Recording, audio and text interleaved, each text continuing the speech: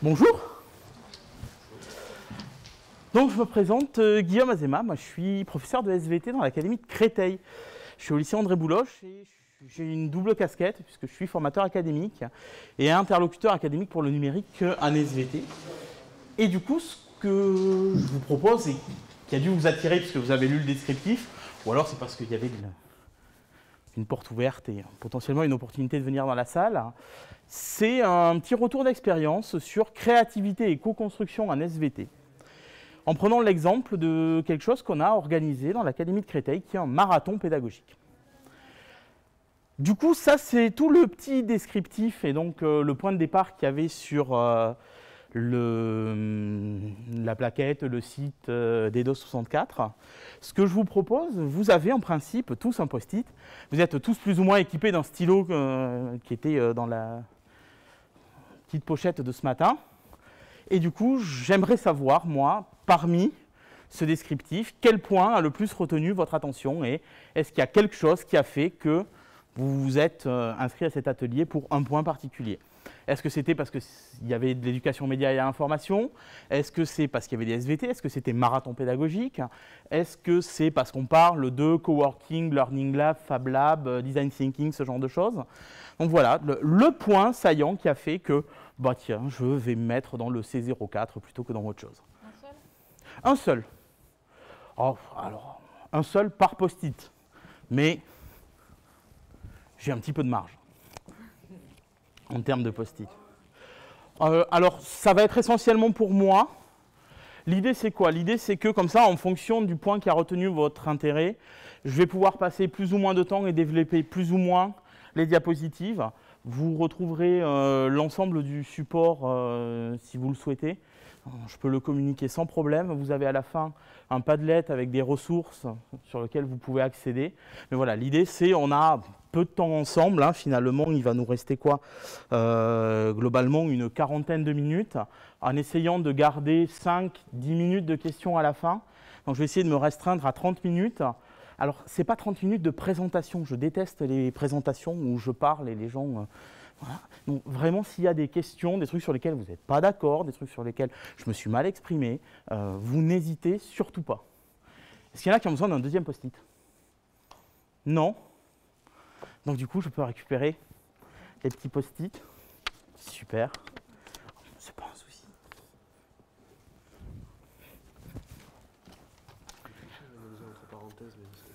Ok.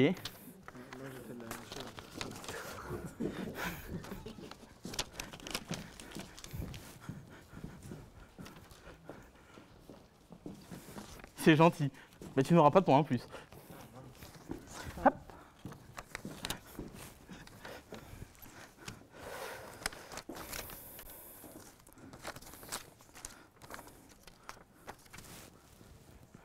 Hop.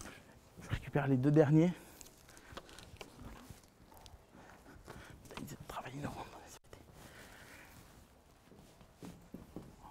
Merci.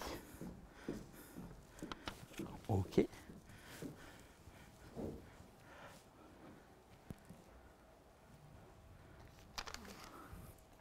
Merci.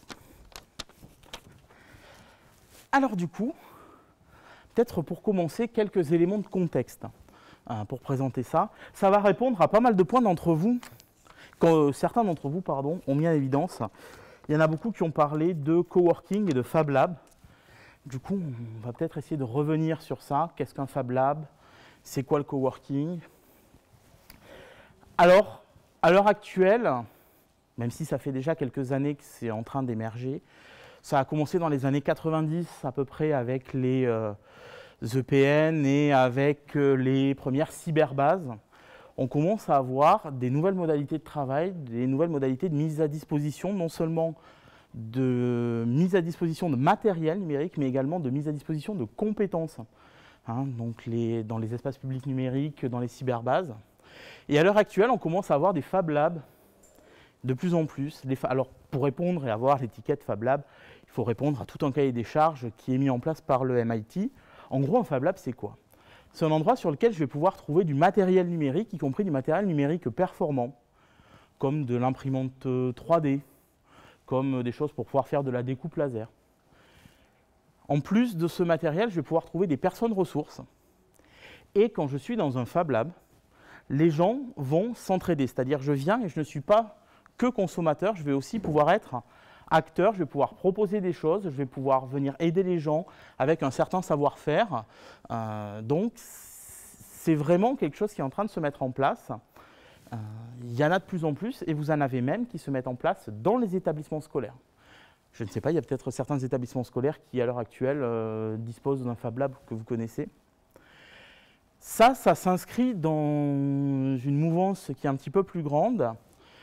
On a maintenant des choses qui s'appellent des Learning Labs, qui commencent à se mettre en place dans certaines structures, dans des universités. L'idée, c'est quoi dans le Learning Lab? Un Learning Lab, c'est un endroit sur lequel je vais trouver du matériel connecté. Et l'idée, ça ne va pas être comme un Fab Lab de fabriquer ensemble, mais Learning Lab, ça va être d'apprendre ensemble, d'essayer d'avancer ensemble sur une thématique.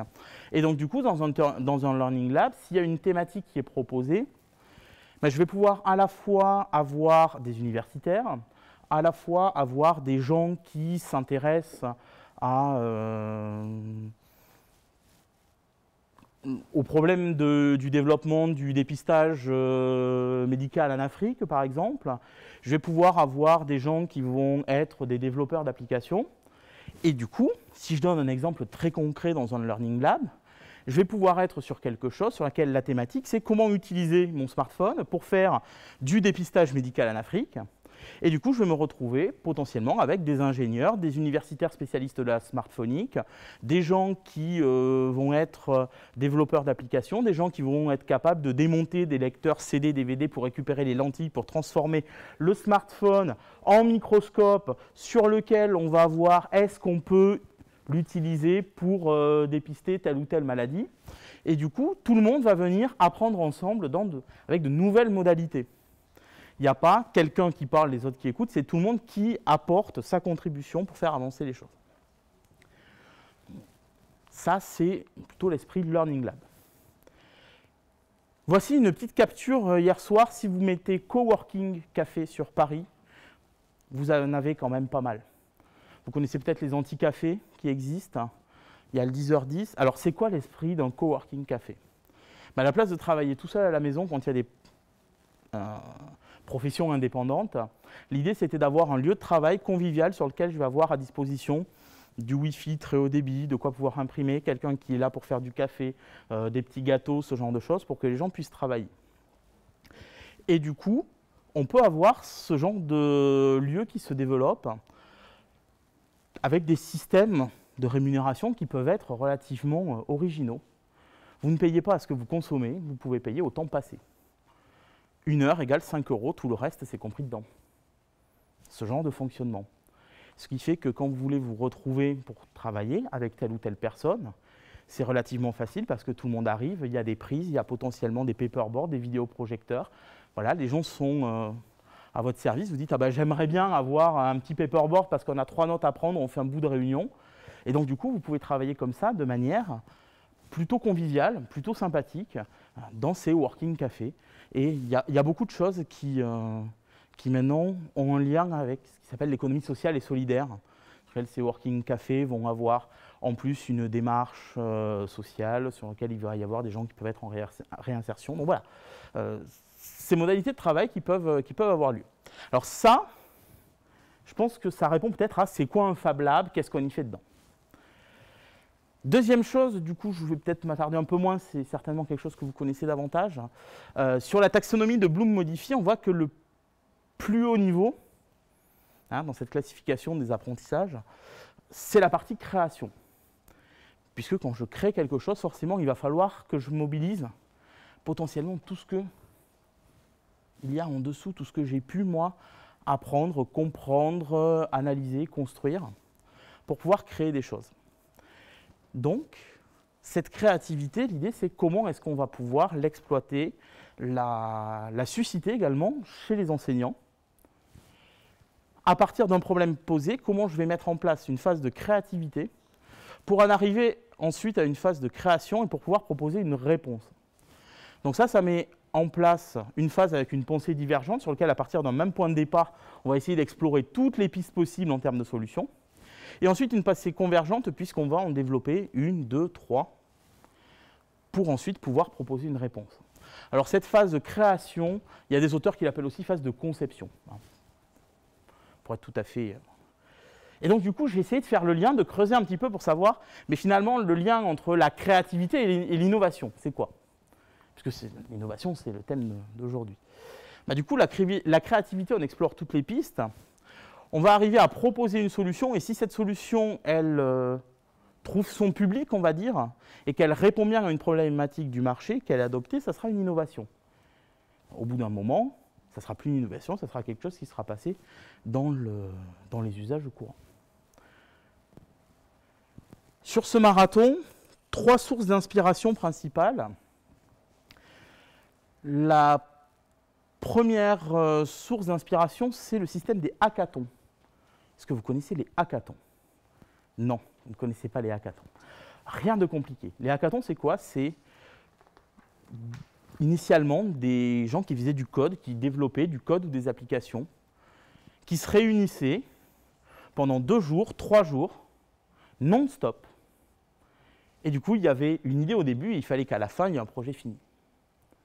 Et du coup, c'était à la fois hacker et marathon, d'où hackathon. Donc initialement, c'était vraiment pour du développement informatique. Deuxième chose, le design thinking. Donc là, c'est toutes les théories. On ne va pas refaire le détail du design thinking, mais sur lesquelles les gens qui faisaient du design sur le mobilier ou autre, comment on a essayé de reprendre un petit peu leur manière de travailler, leur manière de faire, pour pouvoir l'appliquer au modèle de l'entreprise. Troisième chose, tout ce qui va concerner les résolutions créatives de problèmes. Donc comment je peux utiliser des techniques pédagogiques de créativité, chose qui est assez peu mise en place dans le design thinking puisque les gens sont justement recrutés pour leur potentiel créatif. Comment on va pouvoir utiliser des techniques pédagogiques au sein d'une méthode pour essayer de stimuler, de développer la créativité. Et donc, du coup, l'idée, c'était de prendre un petit peu dans ces 3 blocs pour pouvoir proposer quelque chose qui permette aux profs de trouver des solutions à une problématique. Voilà un petit peu le contexte. Si jamais il y en a qui veulent quelques références sur tout ce qui est, surtout design thinking et creative problem solving, vous avez ici un petit livre d'Aurélie Marchal qui se lit très facilement, qui est vraiment pas très épais, qui fait la comparaison entre les 2 méthodes, puisque les 2 méthodes finalement cherchent à trouver des solutions à un problème. Donc c'est pour essayer de comparer les 2 approches. Donc ça, c'était les sources d'inspiration. Deuxième chose, il y a l'historique sur notre académie du lien entre les SVT et l'éducation aux médias et à l'information. Donc, ça fait plusieurs années qu'on travaille dessus, notamment dans le cadre des travaux académiques mutualisés, que vous connaissez peut-être. Si vous ne connaissez pas, je vous engage à aller voir ceux de votre discipline. C'est souvent une mine d'idées, une mine de production qui ont été réalisées par les académies. Alors, je remercie Laurent d'être là, puisque du coup, il reconnaît certainement sa petite infographie sur l'utilisation de Twitter en classe. Donc ça, c'était sur les réseaux sociaux. Ensuite, il y a eu un travail sur la data visualisation, donc comment je peux visualiser des jeux de données pour leur donner du sens et potentiellement leur donner aussi un angle. Et ensuite, un travail qui est fait par Maman Baudouin, qui est au lycée du Bourget, sur la cartographie des controverses. Donc, comment est-ce que je peux essayer d'établir des liens entre différentes sources pour voir est-ce que ces sources, il peut y avoir, je donne juste un exemple, des conflits d'intérêts potentiellement, comment elles peuvent être liées. Et du coup, il reste 3 petits points de suspension. Oui.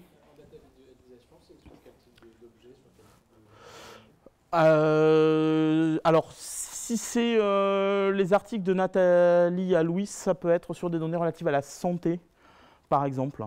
Voilà, elle a fait un travail avec plusieurs classes sur la santé. Il y a d'autres articles sur le site du CLEMI par d'autres personnes qui ne sont pas que un SVT, puisqu'il y avait un groupe entier du CLEMI qui travaillait sur ça. Nous, on a choisi l'an dernier de développer un thème qui était de travailler sur les youtubeuses et les youtubeurs scientifiques. Il y a de plus en plus de chaînes avec des youtubeuses et des youtubeurs scientifiques. Si je dis maintenant que youtubeurs et pas systématiquement youtubeuses et youtubeurs, ça ne vexe personne. Non. Donc, nous, on a essayé de faire un comparatif sur 20 chaînes en sachant que vous connaissez YouTube aussi bien que moi. À partir du moment où on publie l'article, il est déjà obsolète parce que les choses ont changé, évolué. Mais l'idée, c'était de faire un petit comparatif aussi bien sur est-ce que ce sont des gens qui vont citer leurs sources, est-ce que le contenu scientifique est de qualité, est-ce que la manière dont c'est didactisé, c'est de qualité, est-ce que le vocabulaire qui est employé est un vocabulaire qui est adapté, est-ce que je vais plutôt pouvoir l'utiliser collège, lycée. Donc il y a un article de synthèse et ensuite on a analysé quelques vidéos, 6 ou 7 vidéos en particulier en disant bon ben voilà celle-là, je vais pouvoir l'utiliser à ce moment-là, ou alors ben non, on va peut-être éviter de l'utiliser. Donc ça c'était l'idée initiale d'essayer de pouvoir proposer un comparatif sur ce qui existait. Parce que les élèves, ils les regardent ces vidéos. Ils les regardent quand un élève vous arrive en classe et vous dit « Ah monsieur ou ah madame, est-ce que vous savez pourquoi ?»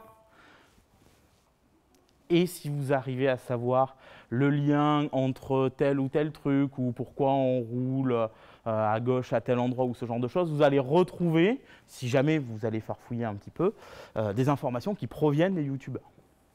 Entre autres. Il y en a qui ont d'autres sources d'informations. Mais en tout cas, il y a des choses qui viennent de là. Et du coup, l'idée, c'est ils regardent ça à la maison ou sur leur smartphone pendant les trajets ou autre. Et moi, je suis en classe.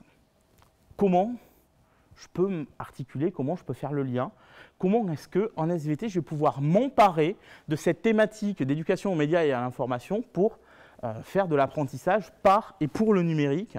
Donc à la fois me servir de ça pour faire des sciences et à la fois utiliser mon esprit critique, mon regard scientifique pour essayer de décortiquer un petit peu comment est-ce que c'est fait. Pour cela, on a proposé un marathon pédagogique à un groupe d'enseignants autour de cette thématique. Alors les objectifs, ils étaient très simples. C'était de mobiliser et stimuler les potentiels créatifs des enseignants de l'académie. On sait que des enseignants, ça peut faire plein de trucs. Mais du coup, des fois, il faut les aider, il faut un petit peu les mettre en confiance, il faut leur proposer différentes aides, par exemple, ou un temps sur lequel ils vont pouvoir le faire. Donc les aider également à proposer des démarches pédagogiques innovantes, des fois en validant, en donnant des pistes, ce genre de choses. Donner une opportunité de travailler en équipe et d'expérimenter du coup de nouvelles modalités de travail et créer une dynamique de groupe. Est-ce que jusque-là ça va? Pas de questions? Non. Bon, toujours pareil, on est d'accord, hein, c'est pour répondre, essayer de construire le dernier niveau de la pyramide. Alors pour ça, on a publié une petite annonce mystérieuse qui précisait finalement pas grand-chose. C'était un saut dans l'inconnu. Participez à notre marathon, voilà les dates, vous avez envie de construire, de travailler en équipe, venez, inscrivez-vous. Ça a été publié sur le site internet. Ça a été envoyé sur la liste de discussion, sur la liste de diffusion. Donc vraiment, ça a été massif. En plus, ça a été relayé par les réseaux sociaux pour qu'on puisse toucher le maximum de monde. L'idée, ce n'était pas que ça s'adresse juste à un petit noyau d'enseignants qui est toujours motivé ou autre. L'idée, c'était voilà, que ce soit vraiment ouvert au plus grand nombre de personnes. Les gens ont pu s'inscrire individuellement, et auquel cas, on faisait les équipes a posteriori. Ils ont également eu la possibilité de s'inscrire en équipe constituée. On a ouvert à 25 personnes, 5 équipes de 5. Nous avions 3 équipes constituées et 2 équipes individuelles. Voilà ce qui a été retenu au final. Donc sur ces 5 équipes de 5, il y a juste une personne qui a eu un empêchement, mais on avait une liste complémentaire, donc on a pu faire un remplacement. Et on a eu des gens qui étaient intéressés, donc on avait notre petite liste là de remplaçants qui pouvaient bénéficier de ces places, et des gens qui étaient intéressés hors académie. Du coup, là, c'était pas possible pour nous puisque c'était sur notre plan d'animation, mais voilà, on voit bien que ne serait-ce que par les réseaux sociaux ou par les sites internet, ou par la liste de discussion, on peut toucher des gens qui sont sur d'autres académies qui disent « Ah ben moi ça m'intéresserait, tiens j'ai déjà échangé avec cette collègue, est-ce que je peux ou pas venir travailler avec vous ?» Et du coup on a essayé de réunir un maximum de conditions très favorables pour notre projet. Alors, quand je dis un maximum de conditions très favorables, ça va être quoi? Ça va être un lieu dans lequel on a une salle, rien que pour nous, dans laquelle on peut rentrer facilement une centaine de personnes. On était une trentaine, donc du coup il y avait de la place, avec la possibilité d'organiser un coin poste sur lequel les gens ils avaient la possibilité d'y aller quand ils souhaitaient. Donc ça c'était pour le lieu. Le lieu c'est dans un collège neuf, qui est sorti de terre il y a 2 ans, sur lequel en plus à l'extérieur, on a organisé ça au mois de mai, ils ont une mare avec de la végétation, ils ont un terrain extérieur, donc il y avait possibilité d'utiliser l'environnement. Du matériel, donc les gens pouvaient ramener leur matériel, mais en plus ils avaient à disposition des jeux de tablettes et d'ordinateurs, tout système d'exploitation confondu. Ils avaient, on le voit ici, des télés pour pouvoir projeter, travailler à plusieurs. Ils avaient du matériel d'expérimentation assistée par ordinateur s'ils souhaitaient. Voilà, des caméras. En gros, s'ils avaient besoin de quelque chose, il y avait moyen de leur proposer ce dont ils avaient besoin. Des intervenants.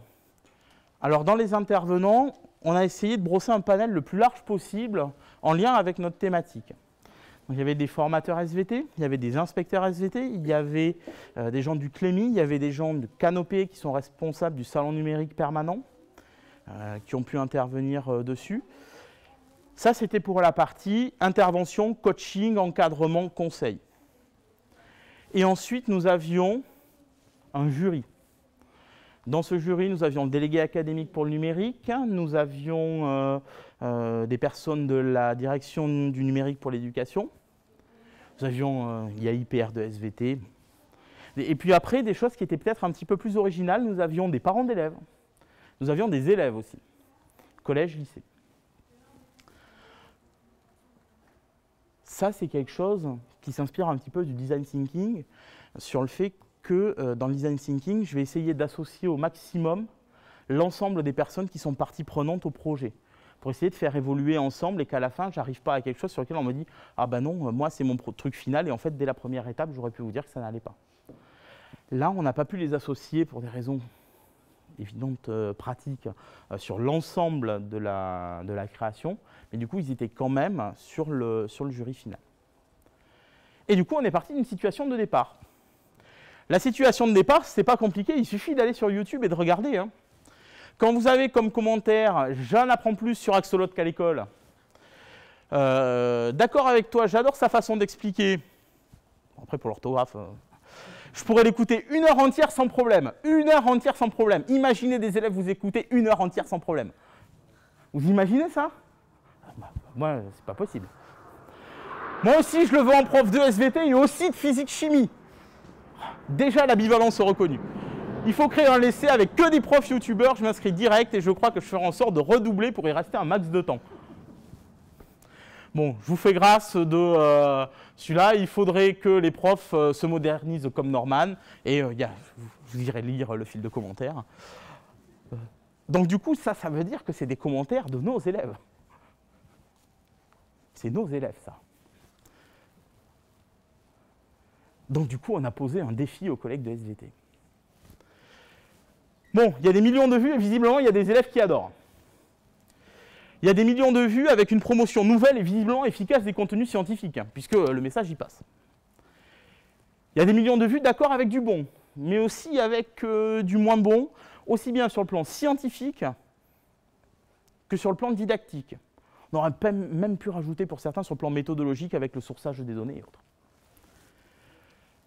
Des millions de vues et des élèves, surtout ceux qui sont les plus fragiles, qui ont le moins d'accompagnement à la maison, le moins de recul par rapport à ce genre de choses, qui ont le moins développé d'esprit critique, qui vont du coup pouvoir être sous influence.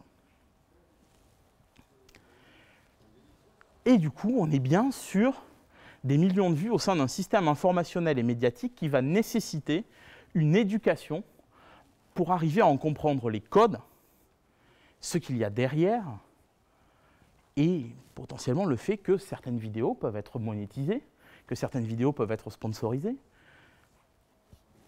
que certaines vidéos vont avoir une caution étatique. Il n'y a qu'à regarder, ce n'est pas la dernière, ça doit être l'avant-dernière, de Y penser sur la vaccination.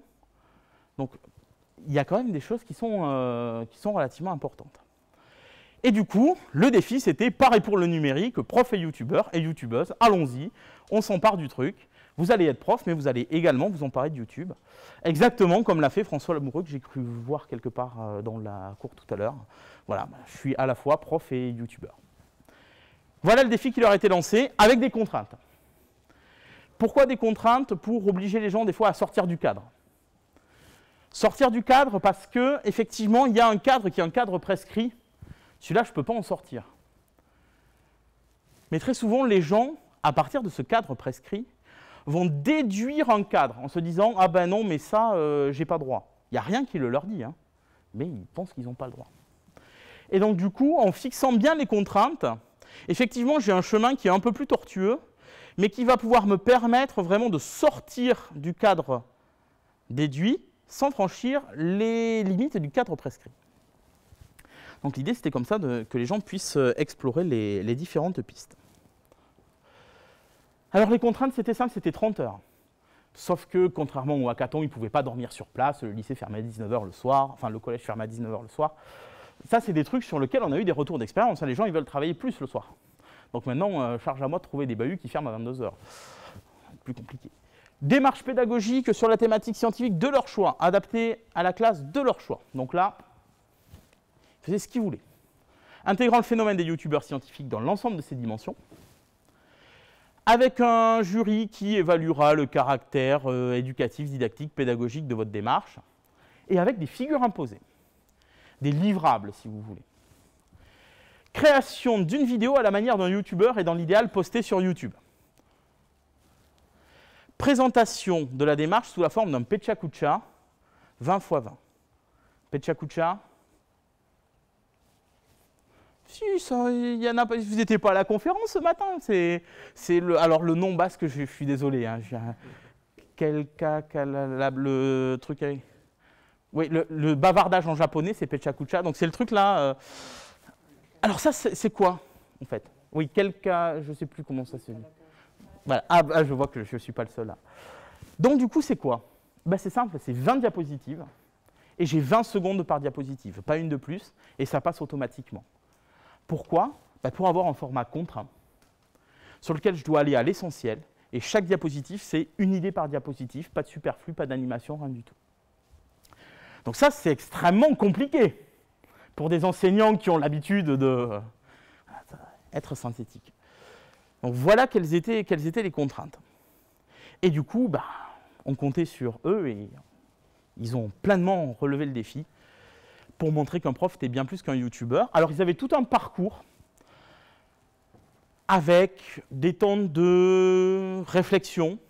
Alors, ce qui les a frustrés, c'est jusqu'à 11h le premier jour, ils n'avaient pas le droit de sortir un appareil numérique. On a tout fait, papier, post-it, à l'ancienne. Et du coup, vous voyez, un ensemble d'étapes pour en arriver au livrable. Je vous laisserai le diaporama si jamais vous voulez les étapes. Sur le Padlet que je vous mets à disposition, il y a tous les documents pour chacune des étapes qui ont servi à la méthodologie. Donc si vous voulez prendre, récupérer, modifier, n'hésitez pas. Du coup, l'idée, c'était de partir de l'individuel vers le collectif à la recherche des causes de problèmes qu'ils avaient identifiés par rapport à ce phénomène des youtubeurs. Et donc du coup, comment, à partir de mon problème initial, j'allais arriver à formuler des sous-problèmes pour ensuite pouvoir essayer de trouver des solutions innovantes sur ça. Donc ça faisait un joli truc avec plein de post-it. Et du coup, comment je trouve des solutions? Et là, on a utilisé une technique pédagogique. Alors, il y en a plein.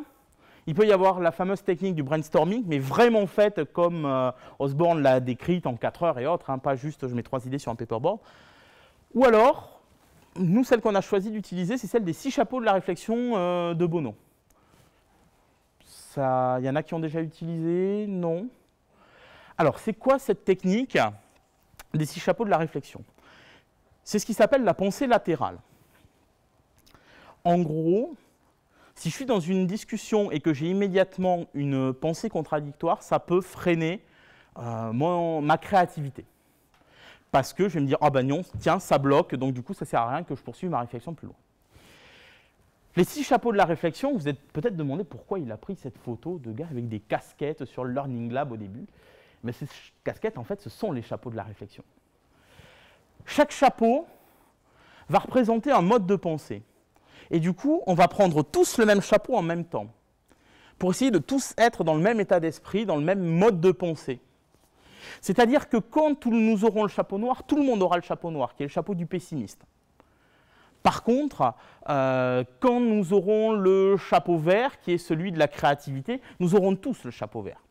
Et donc du coup, il n'y a personne qui pourra dire « Ah, mais je pense que ça ne va pas marcher. » Ah non, non, non, ce n'est pas du tout créatif ça. Donc non, chapeau vert, on n'a pas le droit. Et donc du coup, comme ça, c'est d'essayer de pouvoir brasser un maximum d'idées, aussi bien sur ce qui va être plutôt dans le courant de pensée optimiste, l'organisationnel, et ainsi de suite. Et c'est là où c'était mon petit boulot d'animateur de dire, là maintenant on va prendre tel chapeau, tel chapeau, tel chapeau, il y a un petit ordre dans les chapeaux, pour que les gens puissent envisager plusieurs solutions pour pouvoir faire évoluer un petit peu leur pratique pédagogique. Et donc du coup, au final, je vous passe, vu l'heure, les étapes de coaching sur lesquelles ils ont présenté leur projet à des personnes du CLEMI, à IPR, à des formateurs académiques, à des gens qui sont plutôt spécialistes des outils numériques sur le montage ou autre pour pouvoir donner des conseils. Mais ils ont eu ça. Ils ont eu une phase aussi de coaching libre sur lequel ils pouvaient dire « là j'ai besoin d'aide, il me faut de l'aide pour le montage vidéo » ou alors des experts qui étaient là, puisqu'on les avait appelés des experts, pouvaient dire ben, « moi j'ai envie là, tiens, de venir filer un coup de main à ce groupe, donc là, moi, on va se prendre 10 minutes et puis il y a des trucs sur lesquels je vais vous donner des infos. » Donc ça, c'est arrivé au final, je vous propose de regarder juste une vidéo, hein, qui est un exemple de production de ce qui a pu être fait. Et du coup, vous voyez, ajouter le 17 mai, donc ça c'est un groupe, c'est le groupe qui a gagné le prix de la vidéo. Ils ont réussi à faire le montage vidéo, à le poster. Je ne sais pas s'ils ont dormi la nuit, mais en tout cas, ça peut donner des choses intéressantes. Les thématiques étaient très diverses, santé et autres. Là, on est sur à quoi ressemble le sexe des fleurs. Bonjour à tous et bienvenue sur une nouvelle vidéo. Aujourd'hui, nous allons parler de la reproduction des fleurs. Nous ne verrons ni ça, ni ça. Mais au fait, ça ressemble à quoi le sexe d'une fleur? Une fleur est composée de 4 parties. Les pétales, les sépales, les étamines et le pistil. Mais le sexe dans tout ça? Eh bien, je vous ai parlé des étamines et du pistil. Ce sont eux qui constituent le sexe d'une fleur. Les étamines sont le sexe mâle et le pistil, le sexe femelle. Oui, oui, vous l'avez bien compris, sur ce schéma, la fleur est hermaphrodite. Enfin, pas toutes, seulement celles qu'on dit monoïques. Il existe aussi des espèces qu'on dit dioïques, mais ça, c'est une autre histoire. Revenons à nos fleurs monoïques. Les étamines contiennent des gamètes mâles que l'on appelle pollen, et le pistil des gamètes femelles que l'on appelle ovules. Oui, comme chez les animaux. Mais chez les fleurs, pas besoin de ça. Mais alors, comment les gamètes font-ils pour se rencontrer? Pas de Tinder chez les fleurs. Le pollen doit être déposé en haut du pistil que l'on appelle stigmate. On parle alors de pollinisation. Cette action peut être réalisée par le vent ou par les insectes dits pollinisateurs comme l'abeille ou le bourdon.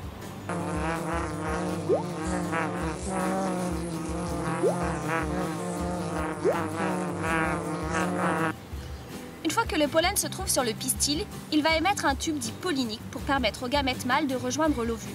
Il y a alors fécondation. En fait, il s'agit d'une double fécondation. Si tu souhaites en savoir plus, tu peux cliquer ici. Et oui, les plantes, elles font du sexe. Si tu as besoin de réviser la méthode pour le dessin d'observation, tu peux regarder cette vidéo.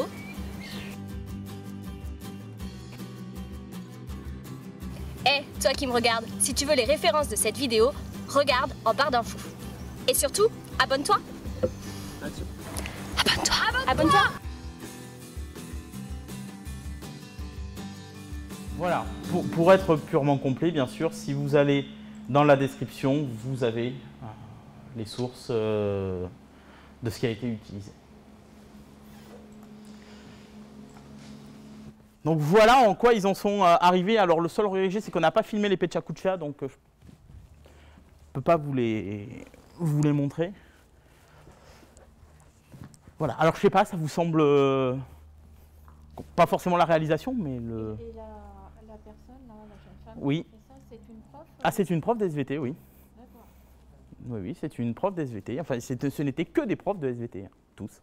Filmés sur le collège avec un tableau Velleda pour faire réflecteur de lumière et tout. Voilà. Parce qu'on a l'impression qu'elle a fait ça toute sa vie. Ça, après, le reste de sa vie, je ne connais pas. Mais en tout cas, c'est une prof d'SVT de l'Académie de Créteil, tout à fait. J'ai une question. Oui. Est-ce qu'on peut l'envisager pour nos élèves? Et après, qu'est-ce qu'on peut faire? Les transpositions possibles, bien sûr. Alors, ça a été déjà transposé. Ça a été transposé en formation d'adultes, en tout cas sur une partie des méthodes, en tout cas les méthodes créativité et autres. Ça a servi de base à réaliser un parcours magistère qui a été mis à disposition au niveau national sur les devoirs faits. Donc, c'est la première demi-journée de méthode qui a été utilisée.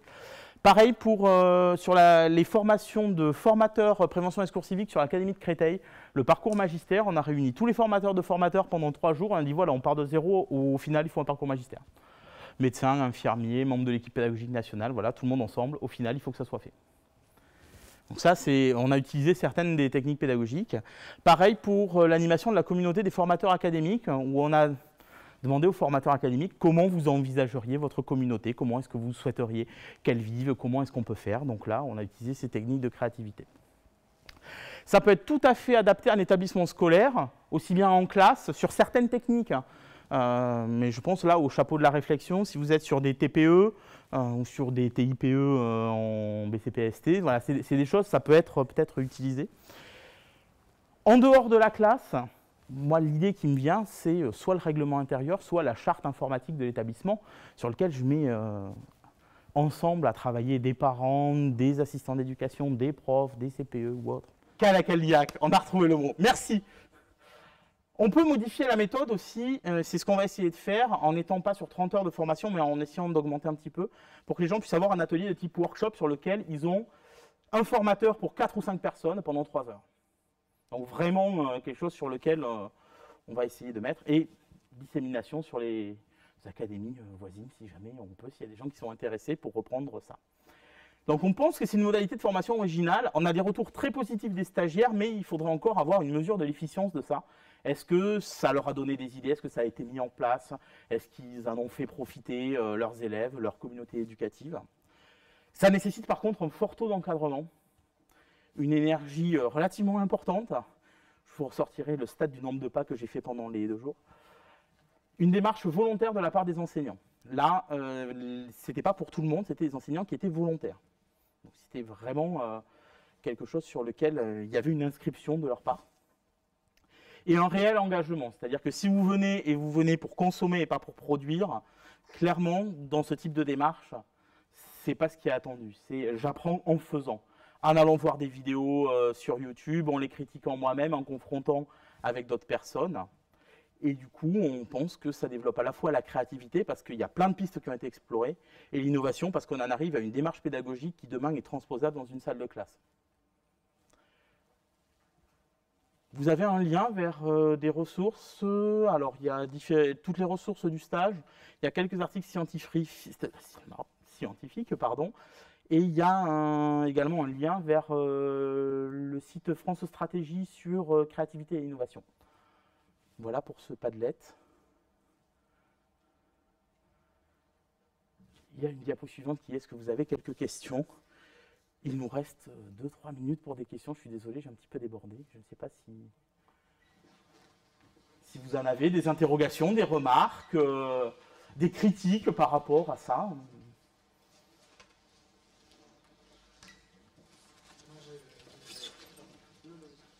par rapport à la vitesse où il passe les informations.